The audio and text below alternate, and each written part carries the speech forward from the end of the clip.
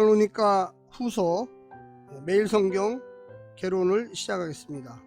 바울의 두 번째 편지의 기록 배경입니다. 바울은 첫 번째 편지를 보낸 후 얼마 지나지 않아 두 번째 편지를 쓰게 됩니다. 첫 번째 편지에 대한 성도들의 반응이 어떤 식으로든지 확인된 직후였습니다. 데살로니가 전서에서 다루었던 것과 비슷한 내용들이 실립니다. 박해에 대한 더 깊은 차원에서의 해석이라든지 재림전에 있을 현상과 종말을 사는 성도들의 신앙 윤리 등은 데살로니가 전서와 상당한 주제적 평형을 이루고 있습니다. 핍박을 다시 언급한 이유는 아마도 데살로니가 전서의 상황에 변화가 있었기 때문일 것입니다. 재림의 전조 현상을 언급한 것은 앞선 편지에서 가르쳤던 주의 날에 대한 일부 오해가 발생했기 때문으로 보입니다. 살아남은 성도들이 하늘에서 주를 영접하리라는 바울의 가르침은 지금 당장 주의 날이 임했다는 식으로 와전되었습니다. 누군가 왜곡된 분위기를 주도하며 그의 말을 슬로건처럼 사용했던 것으로 보입니다. 바울은 그 부분에 시급한 교정의 필요성을 느꼈습니다.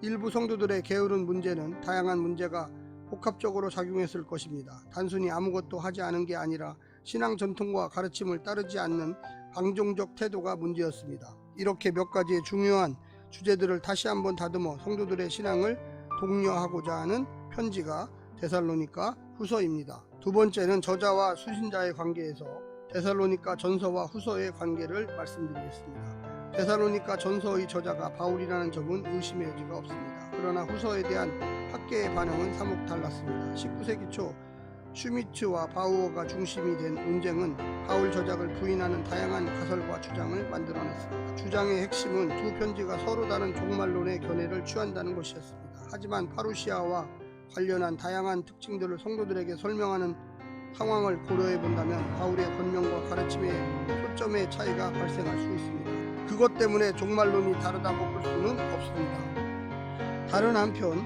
짧은 기간에 연속해서 보내졌을 편지에 너무 많은 내용이 중복된다는 점도 데살로니가 후서의 바울 저작을 의심하게 했습니다. 일부 학자들은 두 편지의 수신자가 다르다고 생각하기도 했습니다. 하나는 데살로니가로 다른 하나는 마게도니아로 다른 교회에 보내졌을 것으로 추정합니다. 하지만 그러려면 두 편지 중 하나는 반드시 발신자와 수신자 언급을 위조해야만 합니다. 비교적 최근에 어떤 학자들은 두 서신의 단어와 문체를 비교하며 하나가 다른 하나를 모방했다고 결론을 내립니다. 그리고 그것을 바울 저작서를 반대하는 근거로 삼기도 합니다. 또한 후서가 데살로니가 전서보다 먼저 기록되었을 것이라고 주장하는 학자들도 있습니다. 이른바 후서 우선설입니다. 근거 중에 하나는 핍박에 대한 바울의 표현을 보면 데살로니가 전서는 과거 시제를, 후서는 현재 시제를 사용하고 있다는 것입니다. 똑같은 핍박에 대해 언급하는 시제가 현재인 후서가 먼저 쓰였다고 보는 주장입니다. 게으른 문제도 그 근거로 삼았습니다. 후서에서는 새로운 문제처럼 다루어지는데 데살로니가 전서는 이미 모두가 알고 있는 주제처럼 게으름을 다루고 있습니다. 하지만 가장 확실한 증거가 데살로니가 후서 2장 15절에 등장합니다. 바울은 이미 보내진 편지를 명백히 언급하고 있습니다. 후서 역시 데살로니가 전서와 같은 저자에 의해서 같은 공동체에 보내진 두 번째 편지라고 결론을 내립니다. 기록 목적과 주요 내용에 대해서 이야기하겠습니다. 바울은 데살로니가 전서에서 다루었던 묵직한 주제들은 디모데가 가져온 소식에 근거한 데살로니가 교회의 현 상황을 정확하게 반영하고 있습니다.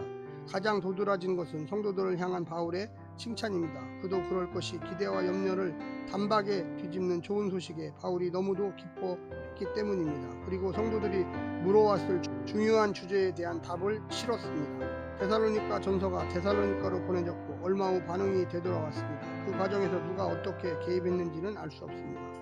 데살로니가 전서에서 바울이 글로에 지편에 온 사람들을 언급하듯 여기서도 어떤 정보를 제공해 주었으면 좋았을 텐데 아쉽게도 그 내용은 없습니다. 하지만 분명 바울은 데살로니가 교회에 새로운 소식을 접했습니다. 어떤 소식이었을까요?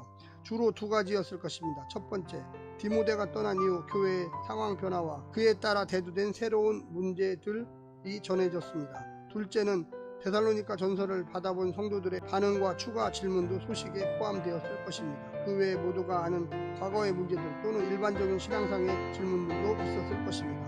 하여튼 후서가 다루는 주제가 그런 범주에 속한 것들입니다. 그렇다면 후서를 쓴 목적은 분명해집니다. 첫째, 새로 대두된 문제에 답을 주거나 또는 데살로니가 전서 때보다 더 심각해진 기존 문제에 대한 추가적인 답을 제공하기 위해서 쓴 것입니다. 그게 바로 핍박과 게으름의 문제입니다.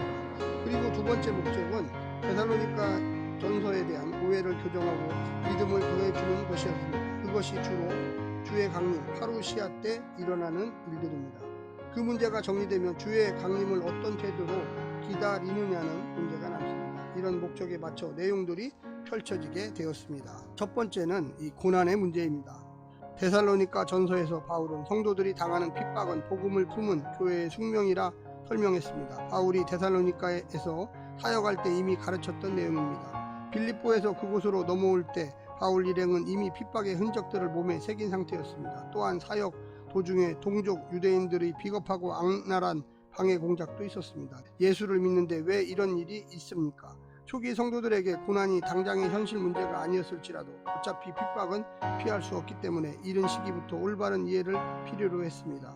그런데 바울 일행이 떠난 후 핍박이 성도들의 삶의 현실이 되었습니다. 그렇다고 그저 내가 말하지 않았느냐 라며 넘어갈 문제가 아니었습니다.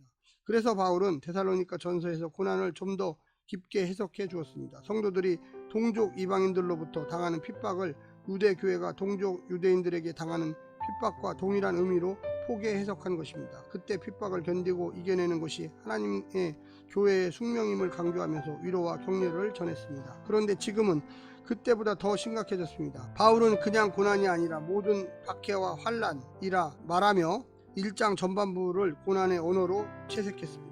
데살로니가 전서보다 고난에 대한 더 깊은 현실적 이해를 필요로 했습니다. 바울은 성도들의 고난을 하나님의 공의와 봉이라는 차원으로 봅니다. 다만 어떤 신학적 논리를 추구하는 것이 아닙니다. 고난의 현실을 견디고 이겨낼 믿음과 힘을 제공해주는 실제적인 말씀이었습니다. 바로 하나님의 신실하심을 신뢰하는 것입니다. 신실하신 하나님이 성도들의 현재 삶의 공의를 시행하고 계시며 장차 주의 재림 때까지 온전히 이루실 것을 믿는 것입니다. 핍박자들의 현재와 미래에도 동일하게 하나님의 공의가 심판으로 실현될 것입니다. 두 번째는 게으름의 문제입니다. 바울은 데살로니가 전서에서 이 문제를 간략하게 다루었습니다. 분명 공동체 안에 게으른 자들이 있었고 그들의 특징은 일반적인 신앙 윤리 차원에서 권위와 질서를 따르지 않는 것이었습니다. 그런데 그들이 공동체에서 더 심각한 문제를 일으켰던 것 같습니다. 그들은 주의 날이 왔다는 거짓 주장에 즉시 편승해 명분을 확보하려 했을 것입니다. 오늘날 시한부 종말론자들처럼 과격한 현실 도피적 삶은 아니었을 테지만 신앙 공동체의 정체성에 매우 어긋난 삶이었다는 것은 분명합니다. 바울은 전에 사역할 때 사도 일행이 직접 보여준 모범적 삶을 성도들의 기억 속에서 끄집어냅니다. 종말을 사는 성도의 참된 삶은 하나님의 신실하심을 본받아 일상을 신실하게 사는 것입니다. 타인에게 폐 끼치지 않고 주어진 일에 성실하며 교회의 질서에 줄거이 복종하는 것입니다. 공동체를 어지럽히고 문제만 만들어내는 것은 결코 복음에 합당한 삶이 아닙니다. 그들에게 종말이 왔다는 것은 게으른 삶에 대한 좋은 핑계에 불과했습니다. 바울은 바로 이 문제를 심각하게 다루면서 종말을 사는 건강한 공동체의 선명한 신앙 윤리를 제공하고 있습니다. 세 번째는 주의 강림의 문제입니다. 데살로니가 전서에 대한 성도들의 반응 중에 다급한 문제가 확인되었습니다. 그것은 바로 주의 날에 대한 오해였습니다. 누군가 혹은 어떤 자들이 주의 날이 이미 왔다고 떠들어댔습니다. 바울은 그들의 말이 자신의 말에 근거했다는 것을 인정하면서 하지만 바울은 그들이 생각하는 의미로 말하지 않았습니다. 데살로니가 전서에서 바울은 주의 강림이 반드시 임할 것이며 그 방식이 밤의 도둑과 같이 올 것이라고 말했습니다. 아무도 모르게 갑자기 온다고 하니 이미 왔다는 거짓 주장에 믿음 약한 성도들이 현혹된 것입니다. 바울은 그들을 향해 누가 어떻게 하여도 미혹되지 말라 이렇게 단호하게 선포했습니다. 왜냐하면 그때와 시는 알 수 없어도 분명 선행 증거들이 있기 때문입니다. 바울이 성도들에게 새롭게 제공하는 재림에 대한 정보는 일련의 과정을 갖습니다. 우선 배교와 불법의 사람, 멸망의 아들 대적하는 자들이 등장합니다. 그가 스스로 높여 하나님의 성전에 앉아 자신을 하나님이라 칭할 것입니다. 그리고 그들의 세력을 제어하는 어떤 힘이 있습니다. 그런데 그 막는 힘, 그것이 무엇이든 다하면 불법한 자는 활개치며 미혹의 역사를 펼칩니다. 사단의 활동 결과 사람들은 진리를 믿지 않고 불의를 사랑합니다. 그때 주의 강림이 있을 것입니다. 주가 오셔서 불법한 자들을 죽이고 심판을 시행하실 것입니다. 물론 진리를 믿고 불의를 미워하는 성도들은 1장에서 말한 것처럼 하나님의 공의로 구원과 영광을 얻을 것입니다. 역사적으로 예루살렘 성전을 짓밟은 로마 황제들이 많았으니 이미 불법의 사람이 등장했다고 믿었을 수 있습니다. 그러나 분명한 것은 아직 주의 재림의 때는 아니라는 것입니다. 마지막 네 번째, 주의 재림을 기다리는 삶. 아직 주의 재림이 오지 않았다고 이야기합니다. 그렇다면 그 재림을 기다리는 성도들의 삶은 어떠해야 할까요? 바울은 자신의 말과 편지로 전해준 가르침과 전통을 지키라고 말합니다. 처음 데살로니가에 도착했을 때 가르쳤던 말과 두 번의 편지로 전한 가르침들입니다. 그리고 초대교회가 공유한 신앙 유산과 전통입니다. 그리스도를 본받고 바울을 본받아 모든 교회의 본이 되는 삶에 더욱 매진하는 것이었습니다. 데살로니가 후서의 구조를 말씀드리겠습니다. 첫 번째, 편지의 서론 1장 1절부터 12절, 편지의 본론 2장 1절부터 3장 15절, 편지의 결론 3장 16절부터 18절. 오늘날 하나님의 말씀 데살로니가 후서를 현대적으로 적용한다면 데살로니가 후서는 종말을 사는 하나님의 백성이 어떻게 현실을 견디며 믿음으로 살아내야 하는지 올바른 기준을 마련해 주었습니다. 이것은 오늘날 한국교회가 반드시 숙고해야 할 문제라고 생각합니다. 첫 번째, 고난의 신앙. 바울은 성도들의 고난을 하나님의 백성의 뚜렷한 표지로 말하고 있습니다. 그럼 평생 우리는 고난만 밟다가 마침내 천국 가는 건가요? 바울의 정의를 약간 변경해 보고자 합니다. 고난은 하나님의 영광을 품은 성도의 거룩한 표지입니다. 이렇게 보면 고난은 영광의 상위어가 아닌 하위어가 됩니다. 그렇습니다. 영광이 더 크고 넓은 개념입니다. 구원 얻은 성도는 그리스도의 영광을 공유합니다. 그래서 우리 안에서 그리스도가 영광을 받고 그리스도 안에서 우리가 영광을 얻습니다. 그 과정에 고난이 필요했습니다. 이것이 하나님께서 교회를 고난 가운데 두신 까닭입니다. 억울하게 고난받는 것이 아니라 그리스도가 영광을 받으시는 시간으로서 고난이며 더불어 교회가 영광을 얻는 고귀한 방식으로서 고난입니다. 하지만 오늘날 우리의 고난은 어떻습니까? 고난이 실제하고 있습니까? 교회가 안락하고 안전한 최고 시설의 유람선은 아닙니까? 한국교회는 아주 오랫동안 현실에서 고난을 밀어냈습니다. 그만큼 영광 얻는 기회도 비례해서 사라졌습니다. 한국교회가 고난을 이해하고 품어내는 신앙의 깊이가 깊어질수록 다시 하겠습니다. 신앙의 깊이가 깊어지도록 간절히 기도합시다. 성도가 자기 삶에 들어온 하나님의 영광의 흔적으로서 고난을 이해하길 기도해야만 하겠습니다. 우리는 고난의 자리에서 여전히 공의를 실행하시는 성실하신 하나님을 주목해야 합니다. 그래야 비로소 고난을 이해하게 됩니다. 그리고 영광을 보게 됩니다. 두 번째는 게으름, 무질서입니다. 여기서 바울은 성품의 하나로서 게으름을 말하는 것이 아닙니다. 복음이 제시하는 질서와 권위에 복종하지 않는 무질서를 의미합니다. 오늘날 우리는 최고로 분주한 시대를 살고 있습니다. 교회도 이의 질서라 모든 일을 바쁘게 반응하고 움직입니다. 영적 기민함이 무엇이 문제겠습니까? 그러나 교회가 다른 일로 분주하는 것은 아닌지 멈추어서 살펴보아야만 하겠습니다. 헤아리기조차 어려운 훈련 프로그램들, 사역이라는 미명하에 시행되는 문어발식 사업들, 그것들을 움직이는 거밀처럼 촘촘하게 조직화된 시스템이 교회의 모습은 아닙니까? 교회는 늘 바쁘게 돌아간다. 그것을 살아있는 교회라고 자부합니다. 그러나 우리가 주목해야 할 부분은 영적 질서입니다. 교회는 성도 개개인이 삶의 현실에서 거룩한 삶을 재현하도록 돕고 협력해야만 합니다. 그 일을 위한 분주함이면 문제되지 않을 것입니다.